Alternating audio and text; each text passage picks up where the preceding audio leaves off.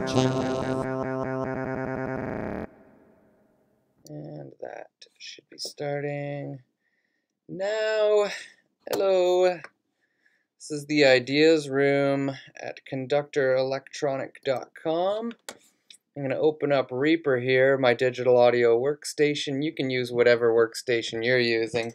I'm going to show you how I'm going to record my TR-8 drum machine onto my workstation by using it as its own interface. So I'm not going to be running left and right channels out to a separate external interface. I'm going to be using it as its own interface, and the important reason that I'm going to be doing that is because I want all of the drums, the kick, the snare, all of the other drums to be recording onto separate recording tracks so I can mix them later separately instead of just having a master mix. I will have a master mix though, I should say. Input 1 is going to be, let's just go back for a second and open up the preferences. And you can see that the audio device selected is the TR-8, so you could use a different interface if it were connected. You could use the default speaker and microphone in your computer, which you don't want to do. I'm not going to be doing that here. So TR-8, okay. Number 14 is actually an external input, and you can run anything into the synthesizer and have it affected by the drum beat after the fact while the drums are playing. So I'm going to be using a synthesizer, but you could use whatever you want as an external input. So let's get some speakerage and get a drum beat going. I'm actually just going to hit record here so you can see the waves. Here's the waves of the left mix and the right mix. Here's the kick on its own. Not hearing the snare, but you know what? Let's pick a different pattern here.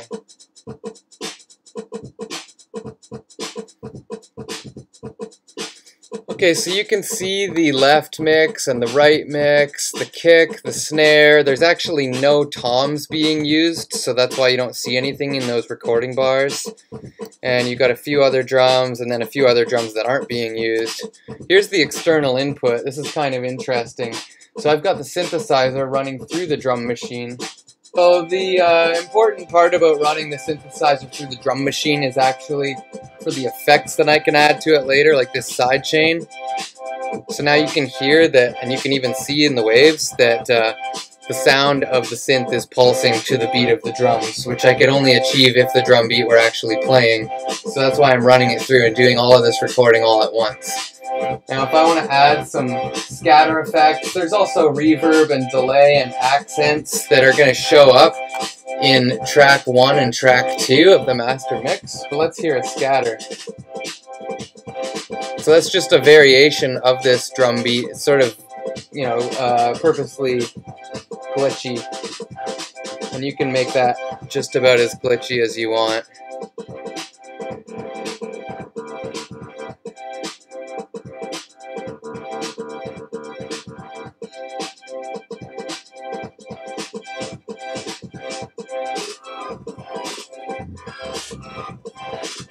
And the scatter not only affects the drums, but it also affects the external input, the synth in this case.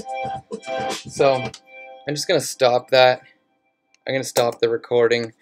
And if I go back, I can show you that you're going to hear the glitch sound, the scatter effect, or any of the effects for that matter, on the left and right mix channels, which are track 1 and 2 for recording here on Reaper. And if I were to solo one of the individual drums during this scatter process, you would not hear any of the effect on the individual drums. You're only going to hear the effect in the master mix. So there it is, and I'll solo the master mix. You're not going to hear it there on the individual drums. You're only going to hear it in the actual master mix. So that's why we've got the master mix recording. And we've got the external input recording on its own separate track, and all these drums are recorded separately. Okay, so that's how I'm using my drum machine as its own audio interface so that I can record all of these tracks separately, mix them down separately after the fact. This is conductorelectronic.com. Thanks for watching, and like the video, ring the bell, and subscribe, and I'll catch you next time.